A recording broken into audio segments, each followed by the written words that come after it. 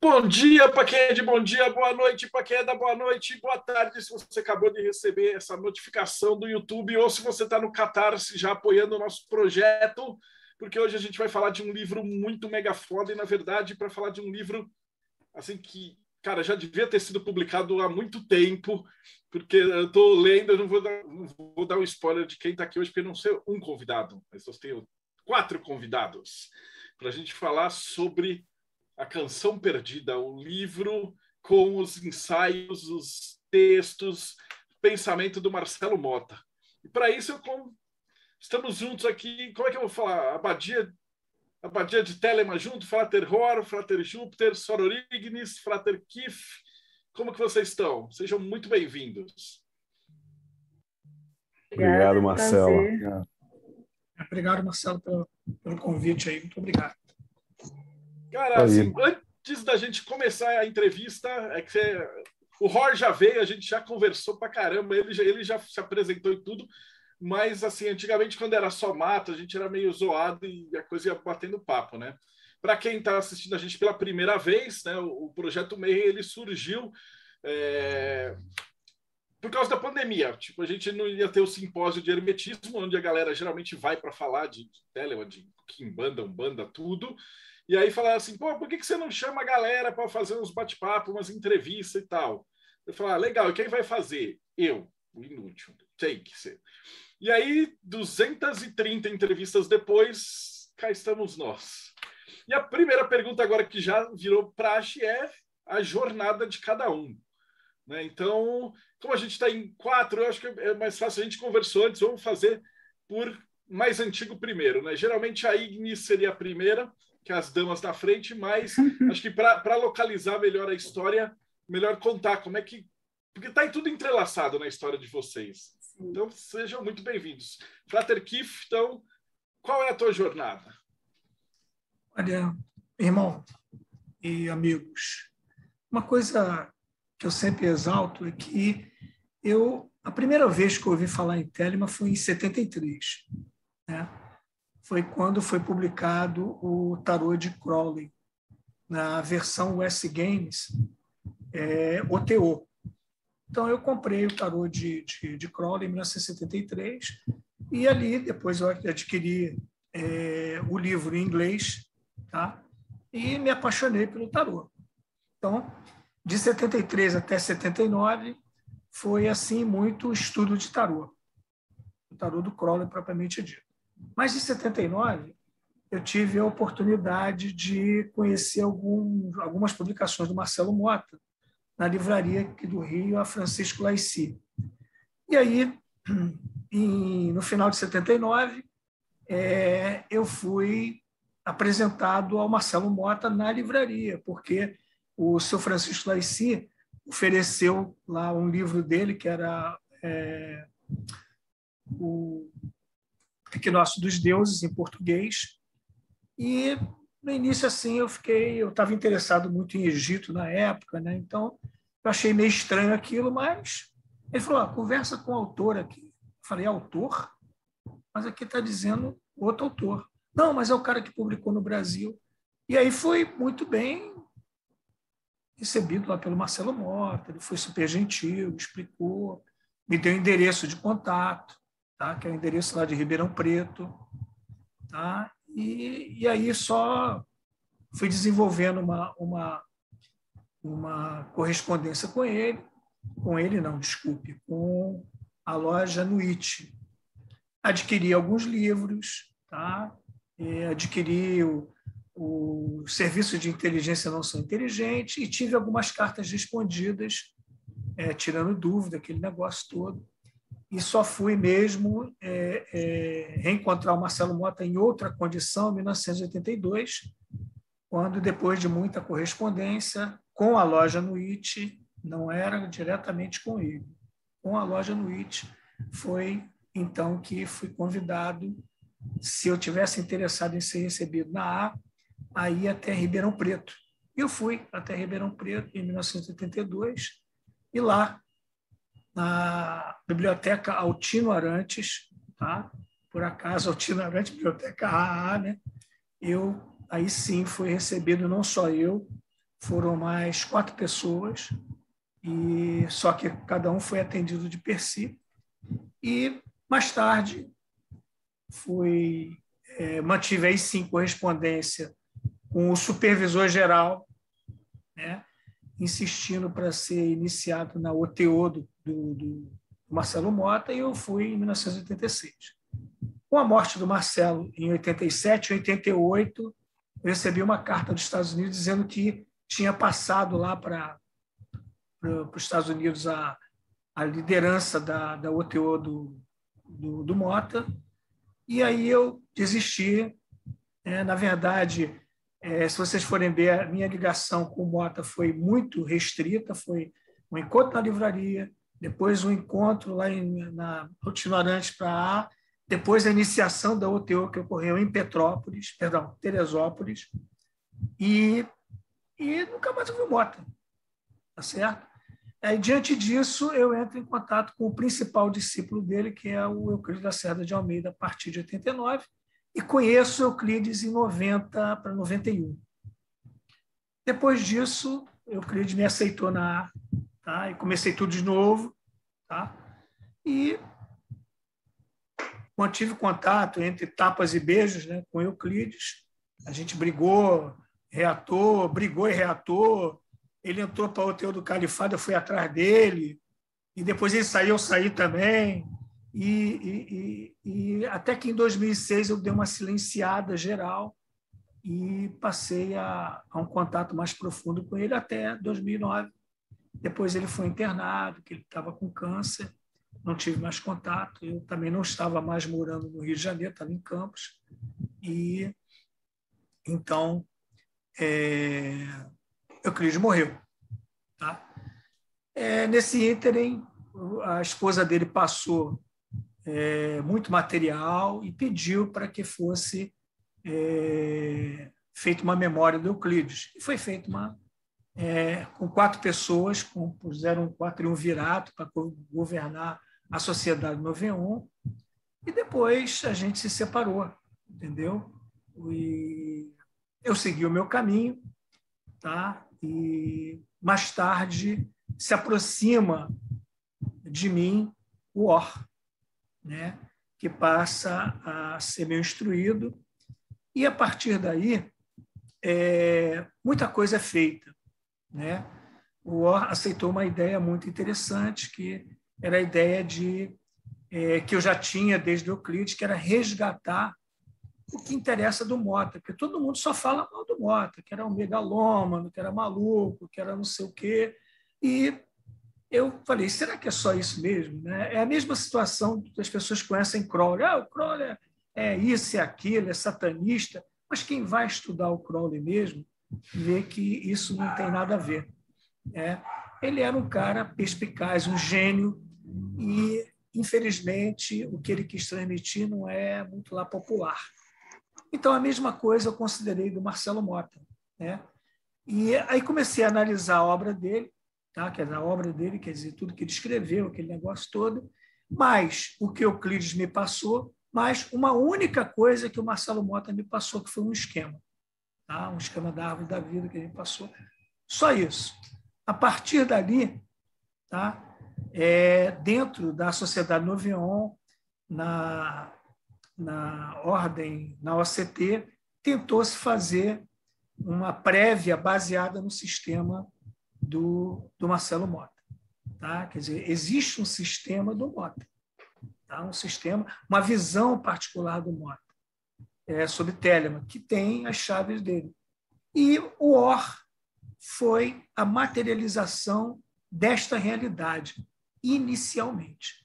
Depois, todos aqueles que seguiram essas orientações também conseguiram um processo de real ascensão dentro da Santa Ordem, e eu só fiquei com 2 instruídos, né, que é o Or e o Júpiter. Né? Até por não ter tempo na minha vida profana para poder aceitar mais pessoas. Não tem nenhum elitismo nisso aí, não. Tá? É para fazer um bom trabalho, eu prefiro fazer um trabalho mais restrito com algumas pessoas, e eles provam que isso que esse sistema dá certo. Tá? Infelizmente, não posso falar em que condições isso acontece, que é reservado para a gente, mas Ignis é outra prova de que isso é real. E outras pessoas que eles instruem mostram esse processo. Então, a minha história, o meu caminho é esse. E hoje eu colaboro, porque quem é o verdadeiro fundador da Abadia de Telemann é o Or.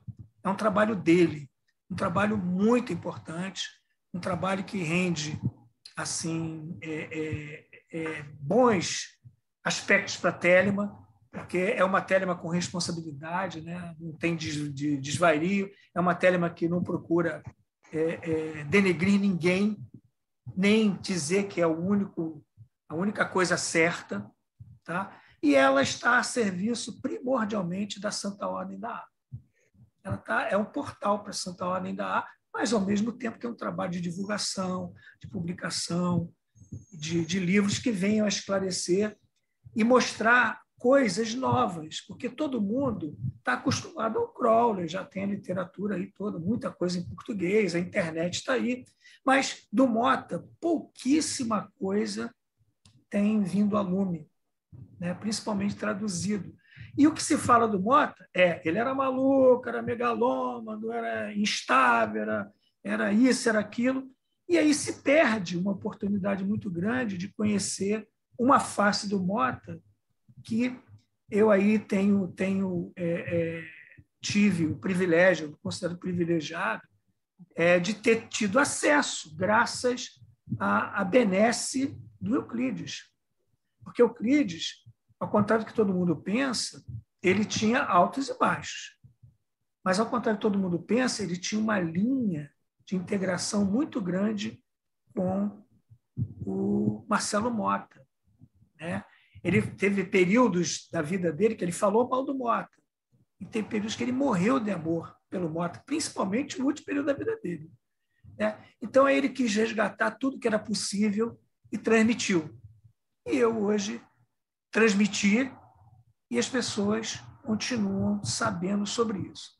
Nós vamos falar daqui a pouco sobre o livro, mas o livro é o coroamento dessa divulgação e vai dar base para muita coisa, principalmente na última parte dele. Tá bom? Fantástico. Então, Hor, você foi indicado, é o segundo, porque agora continua a história. Fundou-se a Abadia. Mas antes da Abadia, como é que você chegou em Telemann? Boa noite, querido. Boa noite a todos e a todas. É um prazer novamente estar aqui. Então, eu já vim aqui, já contei essa história, mas eu vou fazer um shortcut aí. Cara, eu sou da escola do Stan Lee. Ele falava assim, toda história do Homem-Aranha, você tem que contar a origem do Homem-Aranha, porque pode ser o cara que ele leu o Marcelo Mota e tal, o cara caiu de paraquedas. E outra, isso aqui está no YouTube e vai daqui 5 anos, o cara pode estar chegando agora. Então, eu acho assim... Sim. Eu cheguei em Telemann, é bom, porque como já tem outro programa, eu posso falar que eu falei lá da infância, da coisa toda, mas eu como cheguei em Telemann, isso é legal. Eu cheguei em Telemann, eu fazia parte da Fraternitas Rosicruciana Antiqua, que é uma ordem Rosa Cruz, né, do Arnold Krumheller, da qual o Mota fez parte também, o Euclides fez parte, o próprio Pagani, o Kiff faz parte. Então, é uma ordem Rosa Cruz que aceita a lei de Telemann e tem um certo arranjo próprio sobre a lei de Telemann. Foi aí que eu cheguei, né? E aí acontece que nessa ordem, aos sábados, tinham palestras, coisas assim. Eu estava lá ajudando, palestrante, aquela coisa. Arruma o retroprojetor, né? O cara vai começar a falar da idade. Né? Arruma aí né? para colocar as coisas aí. E aí quem estava lá? Um velhinho mirrado, com uma voz bonita, assim, que é o Euclides, quietinho, sentado lá no canto. Aí eu sabia, óbvio, quem está no meio sabe quem era. Sabia quem era o cara. Aí, pô, seu Euclides. Estava lá todo sábado, E aí, bate-papo. Foi assim que eu conheci Telemann. Eu tirava algumas dúvidas com ele de Telemann, coisas que eu ouvia na fraia, ele olhava, ele tinha um olhar assim, às vezes ele falava, né? Não é nada disso. E acontece que ele me deu um material para ler. Até hoje eu tenho esse material, que eu ia até pegar, que é o Dever, umas coisas assim, bem basilares, importantes, e falou, pensa aí. E nesse material que eu vi, no final tinha uma folha de um juramento de probacionista. E eu, porra, que nem um otário, deixei aquilo passar, cara. Fiquei pensando, não vou entrar nesse negócio, não vou entrar nesse negócio. Ele morreu logo depois. Morreu pouquíssimo tempo depois. Eu demorei um tempo até me ligar. Tem um irmão em comum que também é lá da FRA, que também é ligado à Telemann, que me apresentou o Marcos, e aí começou aquela coisa. Escreve e-mail para lá, e-mail para cá, né? Eu acho que o que eu consegui para o Marco me aceitar foi mostrar esses documentos do Euclides, isso aqui. Aí ele, ele viu assim, e caramba, então essa história toda é verdade mesmo.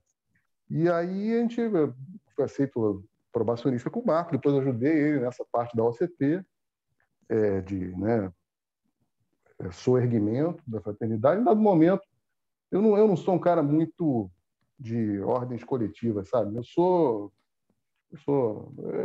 Não é muito meu perfil, respeito, gosto, mas não é muito meu perfil. Aí quando eu vi que estava acontecendo essa questão, algumas questões, eu resolvi me desligar da OCT e seguir. E aí, no momento que eu tive um certo avanço espiritual, eu conversei com o Marco, vamos botar o bloco na rua, fazer a coisa acontecer e tal. E aí a gente junto fundou a Abadia de Telemann, ele bota na minha conta, mas essa conta ela não é minha, não é coletiva. Inclusive a Abadia é de todo mundo que está aqui, a Soror Ignis, o Frater Júpiter e todos os outros que estão aqui. Isso não é só meu, não. Nem é meu.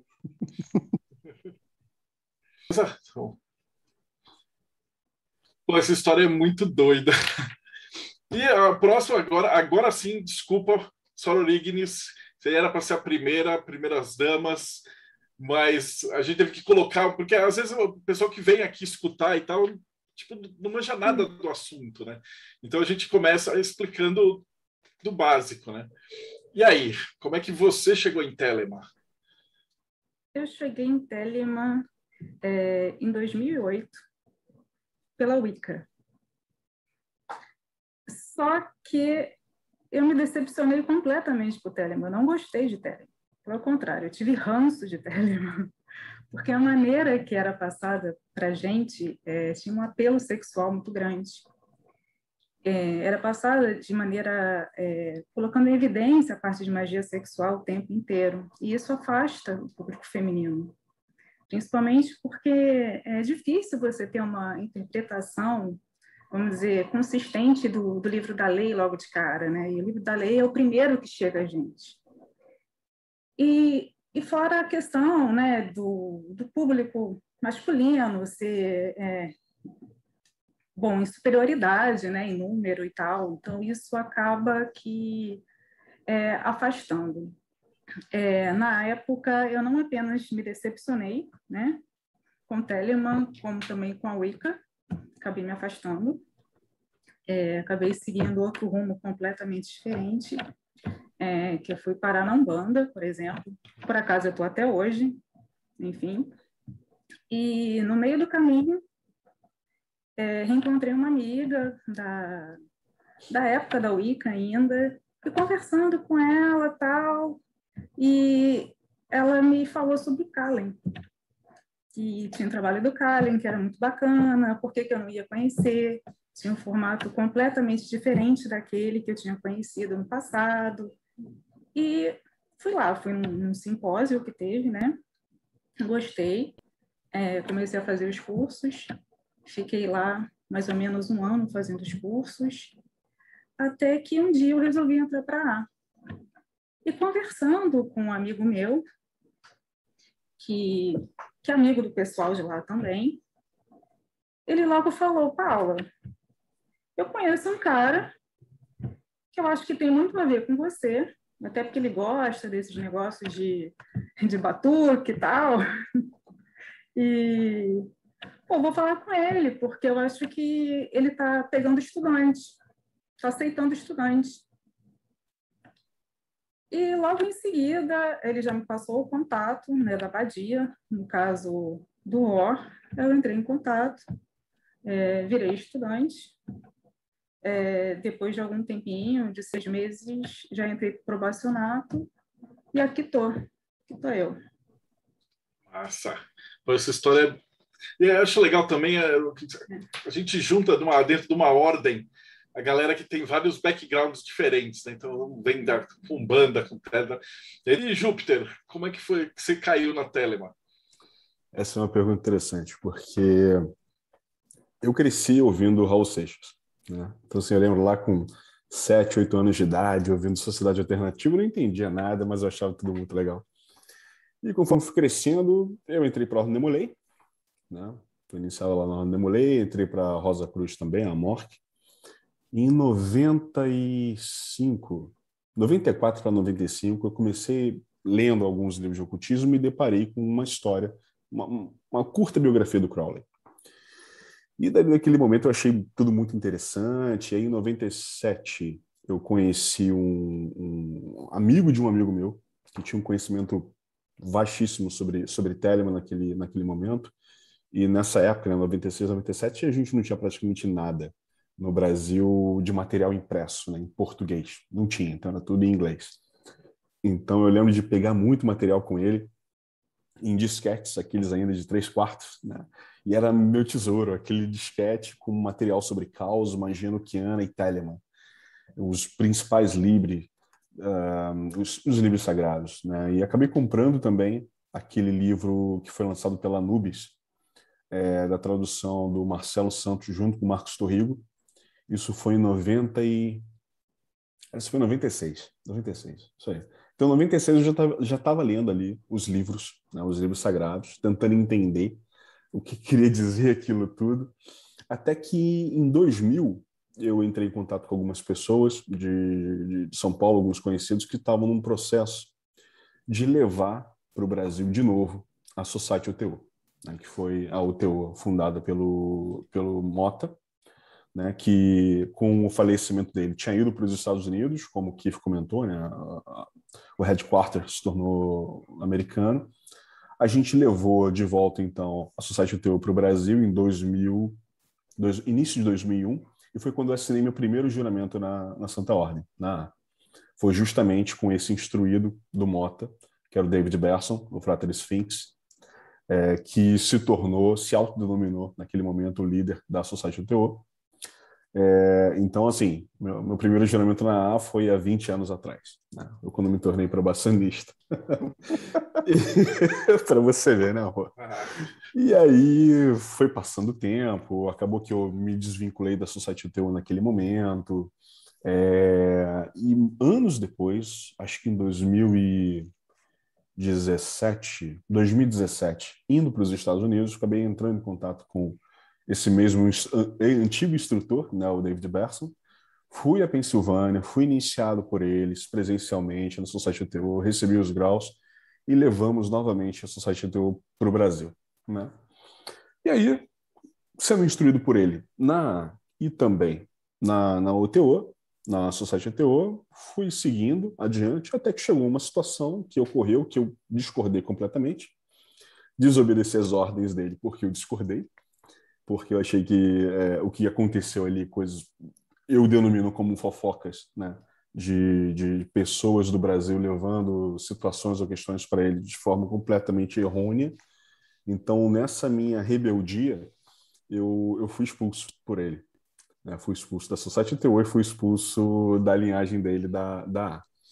E aí, nesse dado momento, Keith me acolheu como seu instruído na Santa Ordem. E desde esse momento, desde 2018, final de 2018, início de 2019, mais ou menos, eu faço parte da abadia como instruído diretamente pelo Keith e também instruindo alguns probacionistas, neófitos e por aí vai.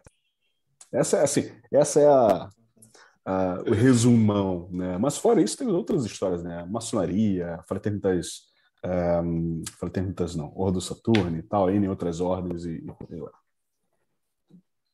É massa. Depois eu tenho que chamar cada um de vocês individualmente para a gente conversar mais, cara.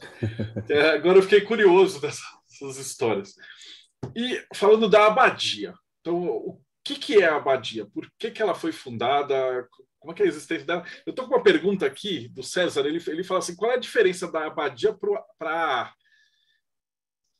Bom, para quem não sabe, a ela não existe no plano físico. Então, para ela se manifestar, ela precisa de um braço físico para que seja um portal de entrada para a ordem. Então, a abadia, ela entrou aí, começou com esse objetivo, depois foi se expandindo para os outros, né? Então, não sei se eu já respondi a pergunta ou se a pessoa quer mais explicações. Vou ver, me manda pelo chat qualquer coisa. Eu vou fazer, qualquer coisa a gente faz um adendo nisso aqui. Que é o seguinte, dentro disso, fala aí, então fala você. Não, é porque muita gente confunde, né, sobre essa parte do trabalho, né? Porque a abadia ela faz muito trabalho coletivo, no sentido de vídeos, de promulgação da lei. Promulgação da lei mesmo, no geral, sabe? A gente tem alguns rituais até que a gente faz, assim, convidando, entre a gente mesmo, sabe? Entre os integrantes. E muita gente confunde isso, acha que tem a ver com a A. E não tem nada a ver com a A, sabe? Nada, absolutamente nada a ver com a A. Então, isso já teve vários questionamentos, até tretas envolvidas nisso. E não, isso ocorre também em outros, vamos dizer, e outros braços físicos aí pelo mundo, entendeu? Não é só a gente que, tipo, não é uma criação, tipo, criamos, né, como criou a abadia, tirou do nada, não. Tem, né, tem, vamos dizer, tem influências, sabe, por aí, sabe? Como a Paula falou, também, né? É esse braço físico. É esse braço físico que você tem ali dentro, a possibilidade de você, por exemplo, esse nosso livro, que é o objeto dessa live aqui, é o nosso 7º lançamento. Né? A gente fez Chamando os Filhos do Sol, Mota, Liber 231, né? O comentário, quer dizer, o Liber é do Crowley, mas o comentário é do Mota. Ataque e Defesa Astral, Mota, o Equinócio dos Deuses, Júpiter, né? O projeto dele do Mota, o lado B da Besta, fizemos o Liber 888, né? Crowley on Christ, e agora chegamos aí à Canção Perdida. Então, por exemplo, tem esse trabalho de você, né, lançar livros, de você criar cursos, criar vídeos, falar sobre Telemann, viver Telemann, realizar rituais de Telemann. Depois, se a pessoa vai querer entrar na A, se ela vai querer entrar numa ordem coletiva, né, que é uma coisa que... Isso é da natureza dela, né? A gente está aqui olha, existe isso. O que você vai fazer com isso é da sua natureza e a gente respeita. Eu acho que é importante... No comentário da gente ele fala assim, pô, mas qual que era a diferença da OTO, AA? Ele falou, pediu desculpa, ele falou, ele não manja nada de Telemann.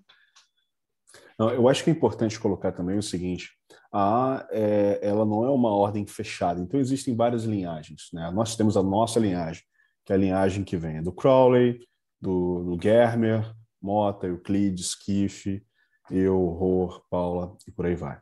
Então a abadia, ela é a materialização física da nossa linhagem, tá? Da linhagem que emana do Mota, do Euclides, do Keith, né? E a gente não poderia, como o Rohr colocou, lançar livros, colocando a Santa Ordem está publicando esses livros.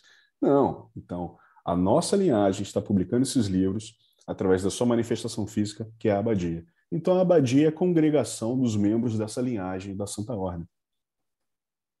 Mas em nenhum momento é a representante da Santa Ordem. Fantástico, acho que matou a pau.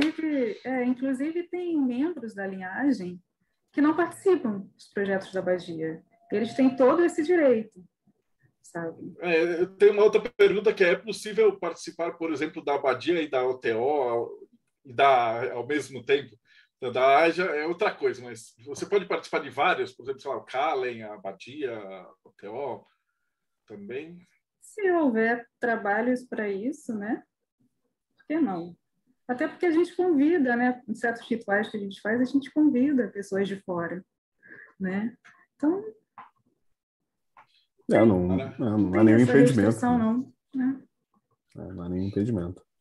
Oh, fantástico. Então a primeira parte foi resolvida. E agora, quem é Marcelo Mota? Esse é o nome assim que aqui no Brasil é super conhecido e ao mesmo tempo é super desconhecido, né? Então, quem foi esse camarada? Olha. Posso falar? Kiff, por favor. Olha só, o Marcelo Mota, embora ele seja uma pessoa polêmica, tá? E tivesse realmente alguns problemas devido ao seu processo iniciático, um dos defeitos dele, assim, que as pessoas acusam ele de megalômano, né? É o fato de ele ser paranoico com perseguição. Então, você olha para os anos 60, ele no Brasil, depois da Revolução. Ele achava que o SNI, a CIA, o Mossad, estavam de olho nele. Aí eu pergunto para você, qual é a ameaça que o Marcelo Mota fazia a esses instrumentos de inteligência? A CIA, por exemplo. O que ele ameaçava os Estados Unidos? Né? O que ele ameaçava o FBI? O que ele ameaçava o SNI na época? Não ameaçava em nada. Né? Mas era aquela ideia de perseguição, de que as pessoas estavam de olho nele. Ele morou no Rio de Janeiro com um judeu, né? E ele achava que o judeu era do Mossad, espionando ele. Então, um troço assim, meio esquisito. O Euclides herdou um pouco disso, né? Do Marcelo Mota, porque em 90, quando eu conheci pessoalmente o Euclides, que eu fui até Paraíba do Sul, aí eu sou judeu de origem, tá? Meu pai foi rabino da Betel, no Rio de Janeiro. Fui policial, né, civil e maçom. Aí ele começou a unir os pontos, né? E disse o seguinte: pô, esse cara é do Mossad porque ele é judeu, é polícia que está me vigiando, e é maçom porque ele é azariano. Então, ele fez uma cena ridícula, né? Porque eu ri, depois ele mesmo riu, né? Ele falou assim: mesmo que você me prenda, eu vou te mostrar uma coisa. Eu vou te prender por quê, Euclides? Aí ele entra, fica de quatro, entra debaixo de um armário e afasta o armário e tira as fitas do Mota. Entendeu? Então, é uma coisa assim que não... É uma paranoia que eles são perseguidos, né? O Mota tinha muito disso. Só que é o seguinte, na minha opinião, depois de ter avaliado a obra do Mota e de ter, junto com o Euclides, né, através do Euclides, melhor dizendo, ter conhecido um lado que não é visível do Mota, eu cheguei à conclusão que o Mota era um gênio, mas um gênio. Em primeiro lugar, eu quero que todos vocês saibam, que ele rompeu com o Euclides em 1974. Tá? Ele expulsou o Euclides da OTO, ele se desligou do Euclides da RAP. Agora, uma coisa que a gente tem que notar é que Euclides, magoado com isso, fundou a Sociedade 91. A Sociedade 91 foi fundada em 1975. E a Sociedade Internacional Odo-Tempos Orientes foi fundada em 76. Então, embora o Marcelo Mota seja aquele pioneiro de Telemann no Brasil, a primeira ordem Telemann foi fundada pelo Euclides, oficialmente. Tá? Ele procurou o estatuto e publicou. Porque o projeto Sociedade do Avião era um projeto de ambos, o Euclides e o Marcelo Mota. Tá? Então, o que eu quero colocar é que a genialidade do Mota é que o Mota foi fazer uma coisa que muitos outros lá fora também tentaram fazer. Por exemplo, o Grant. A obra do Grant, desde do Magical Revival, é uma tentativa de reestruturar o sistema telêmico, apresentando uma nova modalidade de iniciação, unindo, por exemplo, a OTO com a A. Né? Então, você vai ver alguns esquemas do Grant onde os graus da OTO são colocados na árvore da vida, quando, na verdade, os graus da OTO eles são correlacionados com o sistema de chakras. Isso no círculo externo. Tá bom? Então, o Grant tentou fazer essa reforma, mas o Germer não aceitou. Então, o Marcelo Mota, instruído devidamente pelo Germer, ele quis fazer essa reforma, embora ele fosse utilizar inicialmente os rituais da OTO. Quando foi publicado em 73 os rituais secretos da OTO lá pelo Francis King, e aí ele resolveu mudar o sistema completamente, inclusive o sistema de graus. Tá? Ele dividiu em 3 círculos, 3 graus para cada círculo, considerando o grau 10 e o grau 11 graus fora do sistema. Tá? Como rei nacional e o grau 11 como rei internacional. Embora ele tenha dito uma coisa muito importante que as pessoas não repararam, mas isso existe, inclusive, na OTO do Califato. Existe uma cabeça externa da OTO? Sim, mas existe uma cabeça interna. O que é essa cabeça interna? Fica aí a interrogação para vocês descobrirem. Mas o Marcelo Mota, ele demonstrou a genialidade dele porque ele realmente expulsou o Euclides com um objetivo em mente. Esse objetivo é que ele iria se jogar, a partir do 1974, numa série de publicações onde ele faria acusações de pirataria, considerando ele mesmo como aquela pessoa que era o herdeiro da obra do Crowley, conforme ele afirma nas cartas dele. Né? O serviço de inteligência não são inteligentes, ele era o herdeiro, porque tem uma carta do Gerner para ele, dizendo que ele era do follower, continuador. Tá? Então, baseado nisso, ele iria começar um processo, mas ele não sabia, não tinha processo, ele ia começar uma série de ataques, mas ele não sabia aonde isso ia terminar, e terminou mal, porque ele foi processado pelos americanos, chamou todo mundo de ladrão, chamou todo mundo de pirata, então ele foi processado por calúnia e difamação. Todo mundo pensa que ele fez um processo contra a OTO. Não, é a OTO dos Estados Unidos, do Califato, que fez um processo contra ele, ganhou, recorreu e ganhou de novo. Ele recorreu e perdeu, né? Perdeu, a OTO ganhou de novo. E aí, magoado, ele veio para o Brasil e morre. Ele perdeu em 85 e morre em 87. Então, por quê? Porque ele não podia mais pisar nos Estados Unidos. Não podia mais pisar nos Estados Unidos. Aí ele faz o testamento dele, aquele negócio todo. Mas ele tinha alguma coisa que ele passou, a partir daí, de elaborar, que era o sistema dele da OTO.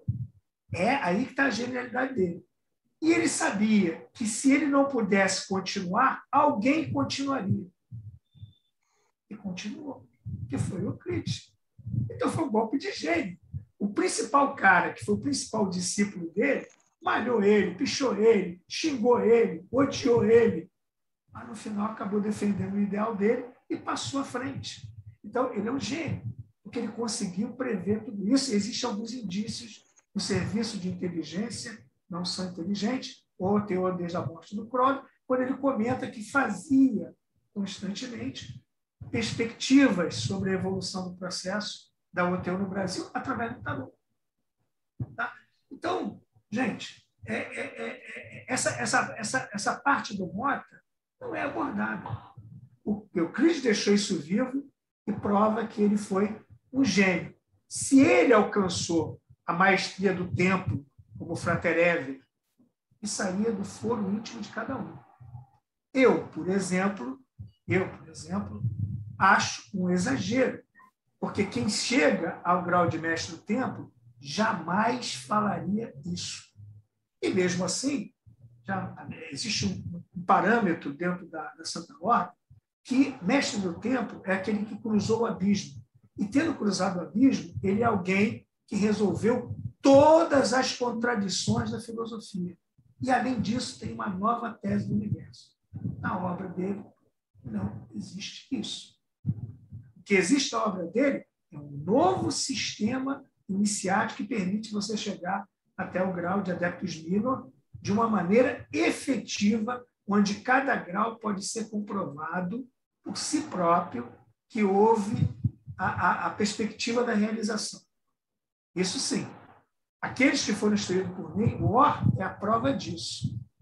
Ele conseguiu entender e visualizar esse processo de uma maneira que ele pode testemunhar isso. Eu estou falando na frente dele aí.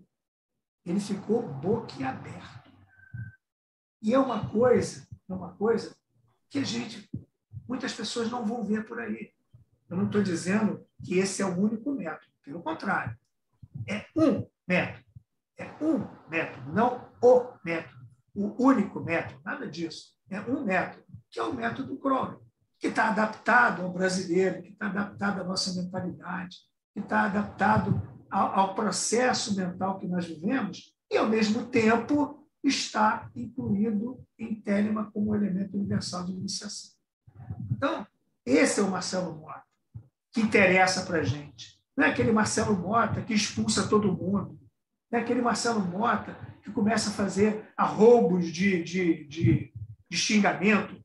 Uma vez ele chegou para o Euclides, né, e falou uma coisa: se você cair de 4, vai ficar. Eu espero que não tenha grama.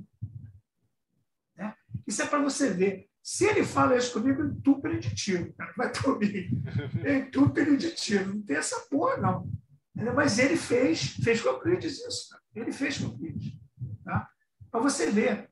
E o amor do Euclides por ele era tão grande, que Euclides achou que isso era parte do processo iniciático.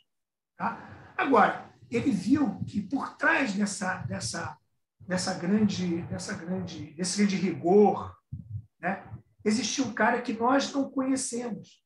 Quer ver um exemplo?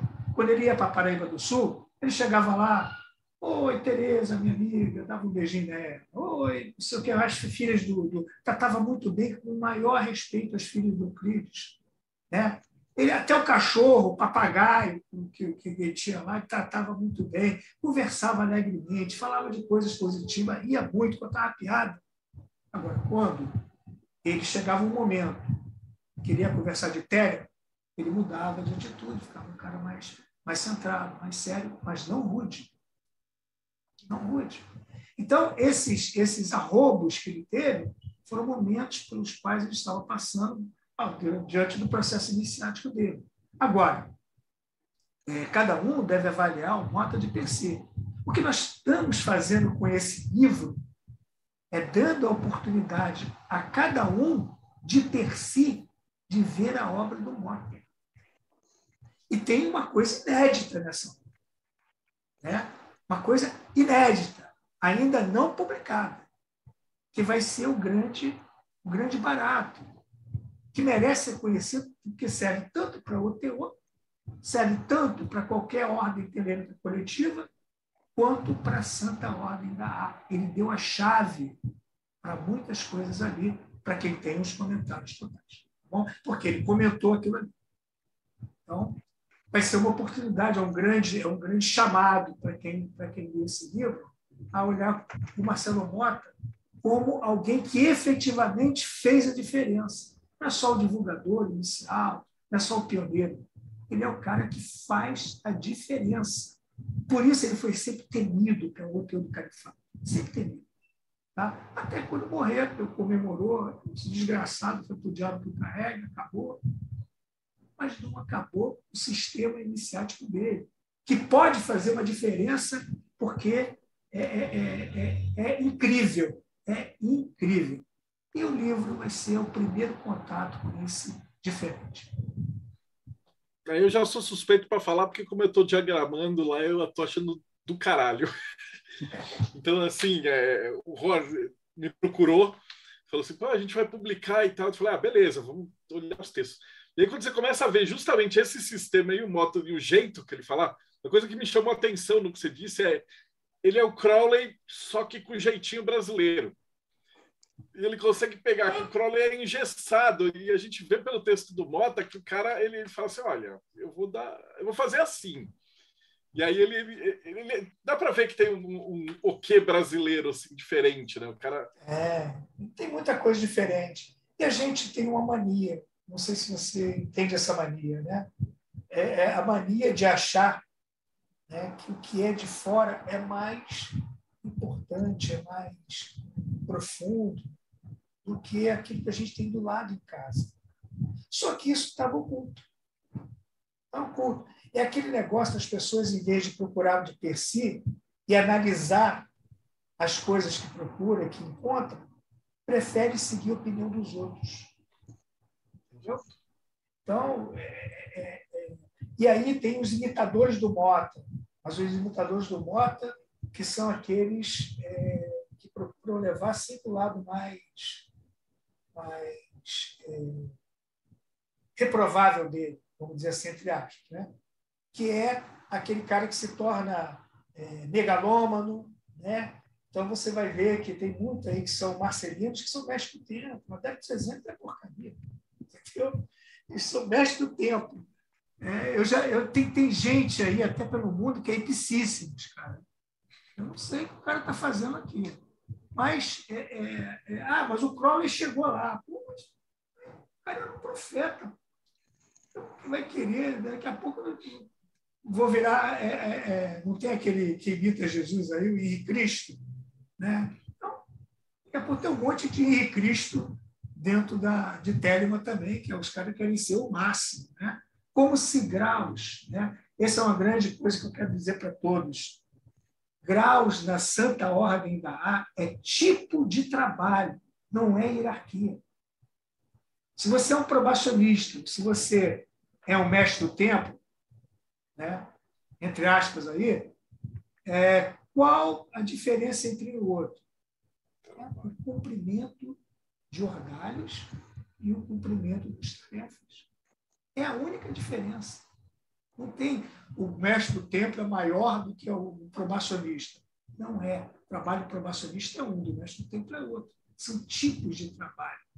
Essa confusão é dada principalmente quando o Crowley vai publicar lá o adepto VVVVV, o mestre do tempo VVVVV, o adeptus UB, começa a botar um monte de grau, aí o cara quer imitar. O Marcelo Mota fez isso. Entendeu? Ele fez isso. Mas é pura imitação. Tá? Na realidade, a Santa Ordem da A é uma ordem onde você adquire paulatinamente consciência. Tá? E aí você vai vendo, conhecendo certas coisas que o Cris guardou, tá? Você vai conhecendo uma face do Mota que não é conhecida. É essa uma das tarefas que a Abadia de Telemann tem. Mostrar para as pessoas que existe um legado brasileiro, não da Santa Ordem, mas de Telemann. A Santa Ordem não usa. Mas existe um legado que também pode ser coletivo.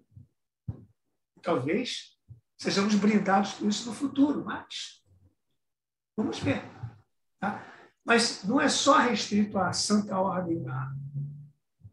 É isso que eu quero exaltar dentro do Marcelo Mota, porque está aqui. Ele escreveu muito mais em inglês do que em português, mas olha a oportunidade que está se tendo com a publicação desse livro. Está colocando ao alcance de todos. É isso que eu queria dizer sobre o Mota. A qualidade do livro é tanta que, tipo, se alguma editora lá de fora tivesse pego e publicado em inglês, a galera aqui no Brasil ia pagar mó pau.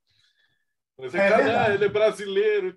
Se falasse que assim, é Marcelo de Mota, né? E, tipo, não falasse que ele era brasileiro, que a galera ia pagar mais pau ainda, né? Tem uma coisa, Marcelo, que você pode pesquisar isso aí. Faço questão que você pesquise, os que estão escutando. É uma onda nos Estados Unidos agora de quem está pagando pau são os americanos. Né? Aquele Gunther, o próprio a cabeça externa lá do Califado, o David, não sei o quê, o Imeneusz Beta, né? E outros nos Estados Unidos que foram discípulos do Mota, entendeu? Foram iniciados pelo Mota, hoje apontam o Mota como verdadeiro, como legítimo membro da A e partem dele para proclamar algum processo de consciência iniciática. Isso que eu acho um barato, porque eles têm lá o College of Telemann, né? a linhagem lá de Ameral, etc. E tal.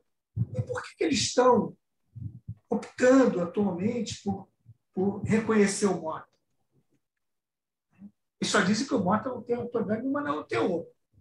Tá? Fora isso, o Mota está mirando lá. Bam. Que eu acho até muito justo. Mas você vê, eles estão valorizando. E você falou uma coisa fantástica, Marcelo. Fantástica. Peraí, Cliff, acho que você se mutou sem querer. Se mutou.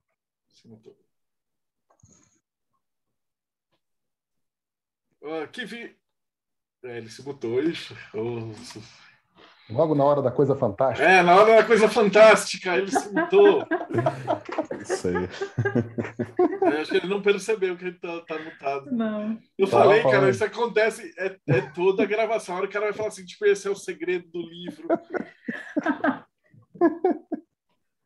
Deixa eu ver se ele consegue se desmutar. Aí, tá vendo? Está me escutando agora? Agora sim.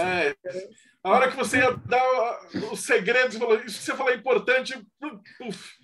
Não, o importante é o que eu falei, que eu concordo com você. Você foi muito preciso no que você falou.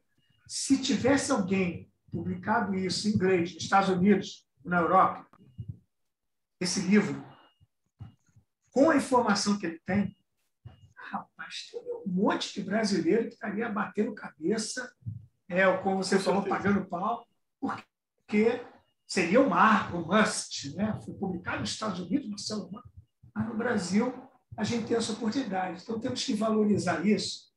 E a gente não pode esquecer que a Abadia, como um todo, que está fazendo esse trabalho incrível. Tá? E como a senhora Ignis falou, a Abadia é um portal, mas é também um local de reunião de telemitas, não só da APA. O cara pode não ser da APA. Né?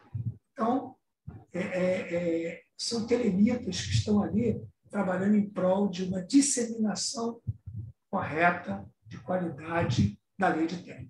É isso que eu queria dizer. Fantástico. E deixa eu ver, quem de vocês ficou responsável por organizar os textos? Eu ia falar assim, como é que foi o processo de pegar? Estava manuscrito, estava datilografado, porque esses textos são da época que não tinha internet, nada dessas coisas, né? E aí, como é que foi o projeto, como é que foi todo o processo para transformar os manuscritos em livro, para a escolha do material? Como é que vocês fizeram isso? O Orc fez esse trabalho muito bom. Esse é um projeto de 2017, é um projeto antigo. Projeto 2017, a gente já estava batalhando nele. Qual a ideia? A pessoa vai falar, poxa, eu não sei se a gente já pode começar a falar do conteúdo do projeto em si, que aí vai falar do que tem no livro. Uhum. Ou você quer que espere, aguardem? Mas vamos falar então. Já pode falar, okay. Pode falar. Não, então a ideia é o seguinte, o bolo de cereja do livro é o ritual chamado Os Quatro Elementos, né, que é o ritual de iniciação de uma antiga ordem chamada Sociedade Ordotento Oriente. Eu digo antiga porque esse ritual, desse jeito que foi escrito, acredito que tenha morrido com o Mota. Porque eu sei que o que fazem hoje em dia é um pouco diferente desse. Um detalhezinho, né? E antes que digam que estamos revelando grandes segredos iniciáticos, antes que digam isso, que vocês não têm direito sobre isso, é importante lembrar que o Mota registrou esse ritual como uma peça de teatro. Então, ele está registrado na Biblioteca Nacional do Rio de Janeiro como uma peça de teatro. Logo, como o Mota não tem mais direito autoral nenhum, né? A família abriu mão, essa questão toda, então está aí para quem sabe do que se trata, para quem não sabe. E esse é o ritual que vai cobrir tudo isso que o Keith falou, né? Essa grande visão do Mota sobre esse primeiro portal que todo mundo atravessa, seja para entrar na ordem coletiva dele, telêmica, seja para entrar, por exemplo, num trabalho de Malkut, né, dentro da Santa Ordem. Então, é uma coisa que engloba isso, porque ele mexe, como o próprio nome diz, os quatro elementos, mas ele mexe ali com vícios e qualidades dos elementos, e aí, num lado mais oculto, ele vai mexendo com forças do ego que estão ligadas a isso, e no lado ainda mais oculto, com forças enoquianas ligadas a isso. Tudo isso daquele jeito ali que está no ritual. Só que o que a gente fez? A gente procurou calçar o livro de uma maneira que a pessoa entenda os processos, né, que levaram o Mota aqui. Porque, tipo, o Mota não tirou aquilo do nada. O que a gente tenta mostrar com o livro é isso. Ah, tudo bem, mas onde é que está isso? Isso está ao longo de todos esses textos que a gente espalha no livro. Por exemplo, o livro começa com Carta ao Maçom, que é um texto que todo mundo conhece, tem PDF pra caramba aí e tal, mas não estava publicado. Não estava ali o ISBN da coisa, não estava publicado, que a pessoa pode pegar ali, ler, discordar. Hoje, né, estamos gravando aqui, dia do maçom, né? Tem maçom que detesta, tem maçom que adora, mas ler aquilo ali é um estudo, né? Você pode pegar aquilo ali para estudar, para ver o que na verdade ele está querendo falar por detrás daquilo. Porque aí você começa depois, quando você lê o livro todo, você vê que, cara, ele aqui, nesse primeiro texto dele aqui, já está falando sobre a ideia dele lá no ritual. Aí depois o livro segue com palestras em Nashville, que também é esse, então, nunca vi publicado, tem áudios e coisas assim, e tudo isso são material datilografado antigo. Não peguei, não temos manuscritos, não tinha manuscrito, né? E ali nessas palestras em Nashville também tem uma série de respostas a perguntas em que ele já dá uma certa, né, um certo insight dessas visões. Aí a gente sai com essa obra que o Ki falou, que é Os Serviços de Inteligência Não São Inteligentes, que é uma peça autobiográfica que tem essa jogadinha com os arcanos do tarô e com a visão dele próprio. Ele quando se achava perseguido, né? Chega a ser hilário em algumas partes e bem trevoso em outras. Isso é legal para mostrar o lado humano, né? O lado do brasileiro que na década de... Ele nasceu em 1931, né? Ou seja, 90 anos está fazendo, né? Na década de 50, ele estava na Europa, falando com Parzival Krumheller, né? Chegando ao Karl Germer. É isso, gente. Meia década de 50, ele estava na Europa e Estados Unidos. Europa e Estados Unidos, olha só, um cara na casa dos 20 para os 30. Então, realmente é uma figura que tem uma capacidade intelectual muito grande, brasileiro, né? Como vocês falaram, brasileiro. O livro segue com texto... Caramba, como é que ainda tem isso de cor? Estou tentando me lembrar. Tem um texto importante antes de chegar no ritual. Sim, tem um texto que ele condensou chamado O Discurso dos Magi, que é um texto, na verdade, do Crowley. São algumas cartas do Liber Aleph que ele junta isso e coloca como o discurso dos Magi, e aí vem o ritual, né? Comentado pelo Frater Kiff, muito bem comentado, e depois ainda tem a cereja da cereja, uma surpresa aí, um brinde. Fantástico. E, cara, a gente já está quase chegando no final, mas como é que está a Abadia dentro da pandemia? Aproveitando que a gente já está conversando com vocês, como é que estão os trabalhos de vocês? Como é que é feito o trabalho normalmente? Como é que funciona? Tipo, eu quero entrar na Abadia, o que eu faço? Então, a Abadia, ela está, desde o início, ela trabalha mais nessa parte de promulgação mesmo, né? Então, a gente tem um trabalho no Instagram, tem a página no Instagram, tanto da Abadia como o Telema para Mulheres também.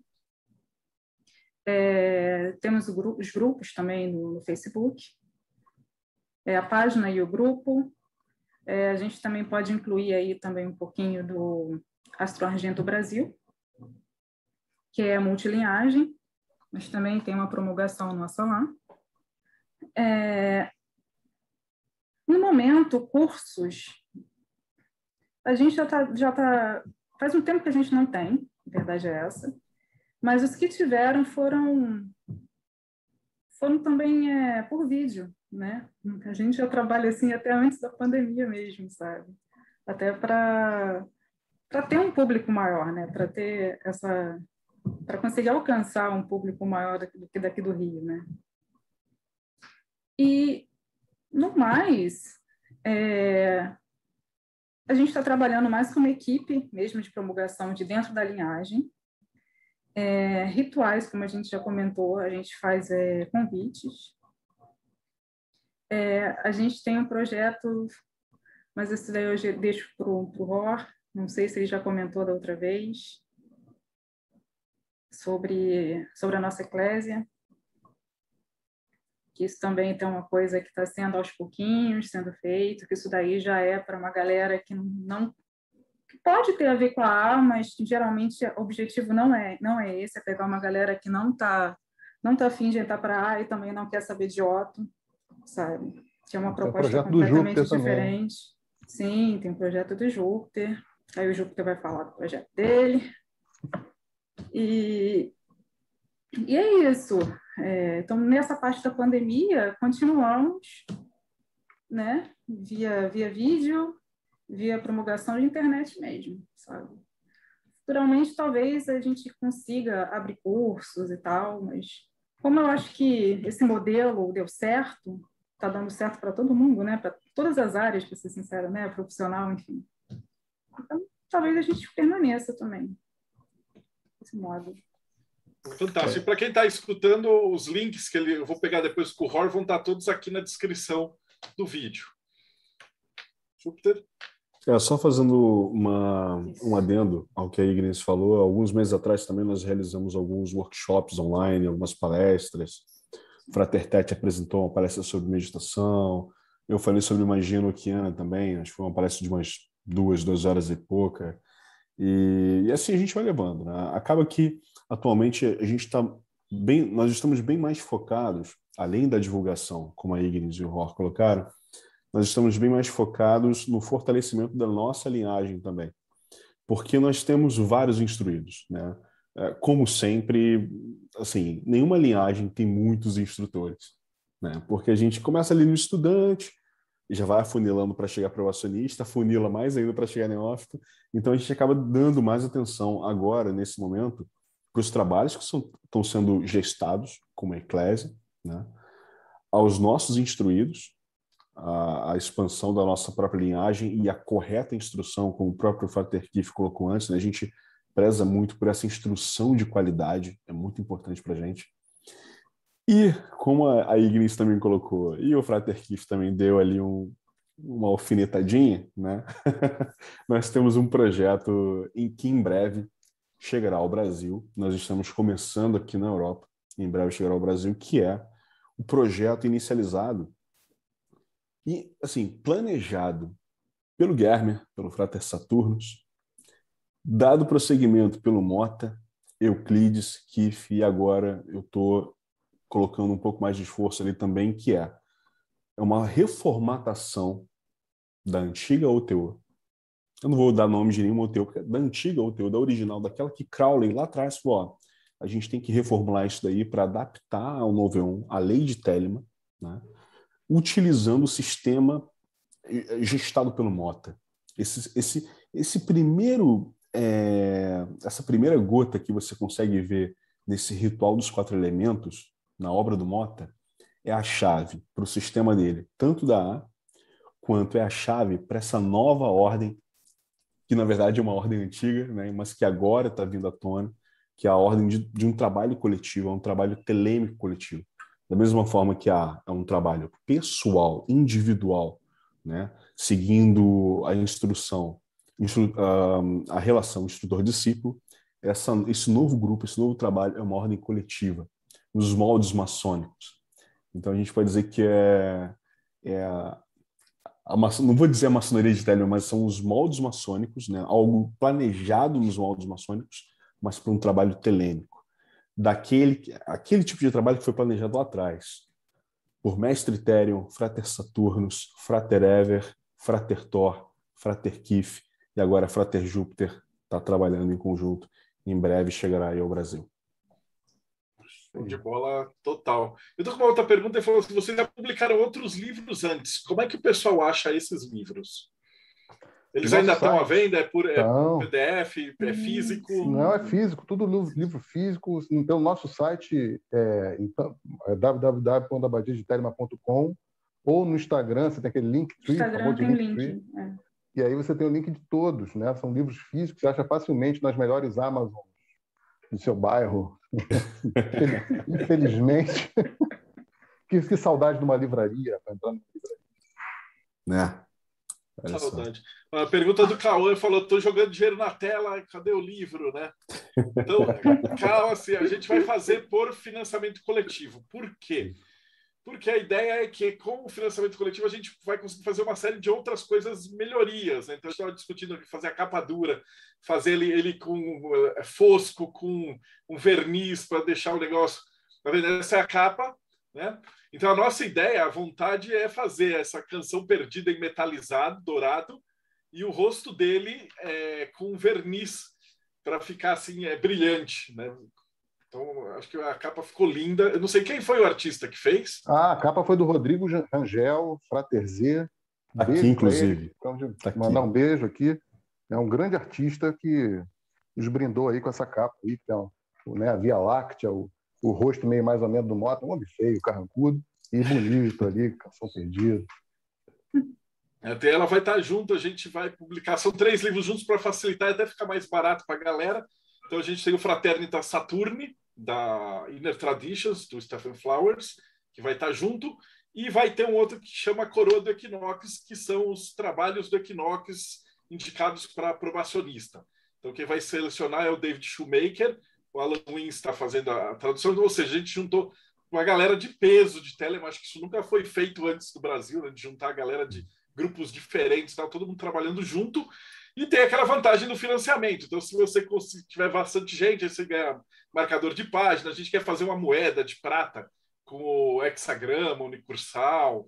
Então, dá para fazer várias coisas, né? O pessoal está separando as poesias do Equinox e tal, então vai ficar um pacote gigante. Ah, mas você só quer comprar um desses 3, também tem opção. Então, vai dar para fazer um monte de coisa muito legal.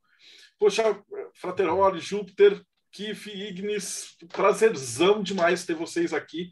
Brigadão mesmo por dar essa honra da gente estar conversando. Esse projeto é maravilhoso. Eu sei que eu estou o tempo inteiro no computador fazendo a diagramação e esse ritual você vai olhando e você já vai imaginando, né, cara? E, porra, ficou muito bem feito. Vai ser um livro assim que é tipo histórico. Marcelo, eu gostaria de dizer uma coisa, né? Eu tenho assim muita satisfação no trabalho da Abadia e dos meus irmãos como um todo.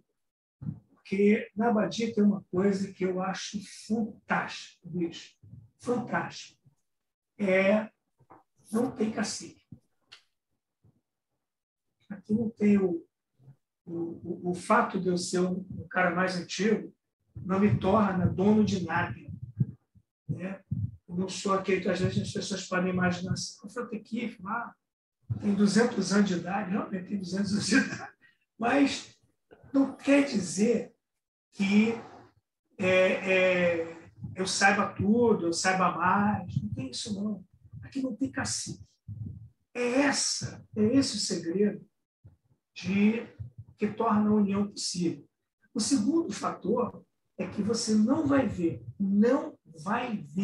dentro da Abadia de Telemann fofoca. Você não vai ver a gente falar mal de ninguém.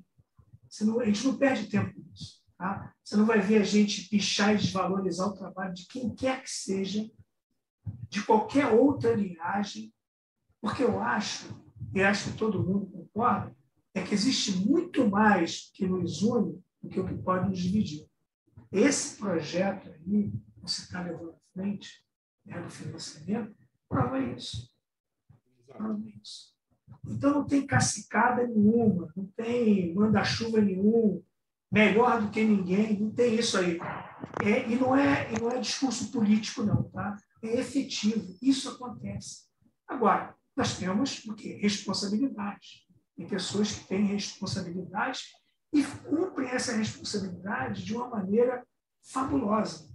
Então, eu queria deixar assim não vou esconder que eu tenho um grande orgulho, né, de cada um dos membros da Abadia, porque eles pensam por si mesmos e agregam esse pensamento ao coletivo para que a gente possa desenvolver um trabalho de disseminação da lei de Telemann com responsabilidade, com correção, porque o que aconteceu no passado foi um fofocal danado que levou o descrédito de Telemann, não levou Telemann a lugar nenhum.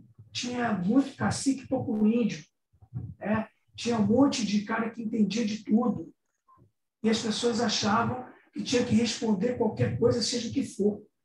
Então, quando você não sabe, diz que não sabe. Entendeu? Então, são coisas que me orgulham. E eu vou ficar mais orgulhoso ainda na medida que isso fosse expandindo com a publicação de outros livros que virão, com o projeto que vai ser desenvolvido pelo Júpiter, com a Eclésia que está em andamento. Olha, é muito bom. É muito bom. Eu estou saindo uma Covid, cara. Estou saindo uma Covid, tudo bem, maravilhosamente bem, já estou vacinado as duas. Mas eu sinto falta do contato físico com os meus irmãos. Sinto mesmo. De dar um abraço, porque quem não conhece o Ló pode achar que não. Mas ele é um cara que é carinhoso. Aí, deixa eu falar. O meu irmão Júpiter está lá longe, mas é carinhoso também. Porque a gente se colabora. Não tem uma disputa, ninguém está disputando cargo, ninguém está disputando grau, ninguém está disputando, nós queremos fazer um trabalho em função de Telemann. Só isso. É só isso. E queremos que cada grupo que esteja no Brasil, que não esteja conosco, seja diferente de nós, qualquer coisa parecida, que eles façam a mesma coisa, que progridam, que publiquem livro, que tenham bastante pessoas. Agora, é essencial que passem Telemann. É só isso. Tá? Então, esse é o grande segredo aí desse momento de ápice. É o momento agora de publicação desse livro, né? Nesse projeto aí que você nos deu a oportunidade. Muito obrigado a você. Tá? E vamos lá. Eu estou entusiasmado e ansioso. Estou ansioso. Se quiser saber, estou ansioso para Meirelles. Eu agradeço pela procura. Eu conheci primeiro o Ror, mas, putz, depois com certeza o Júpiter, vocês vão ter que voltar aqui para falar desses projetos da OTO. Aí eles têm o projeto Telemann para mulheres e, putz, eu quero voltar a trabalhar bastante com a Abadia. Obrigadão de coração por vocês terem vindo e valeu mesmo, galera. A gente que agradece, um brinde. Né? A Diamond Editora agora também é a Abadia, estamos todo mundo junto, misturado. E estamos aí. E pode deixar que, do ponto de vista do que eu puder fazer, o livro vai ficar show de bola mesmo, cara. Então, para você que acompanha a gente até agora, então não esquece, dá like, segue o canal e a gente se vê no próximo Bate-Papo Mayhem.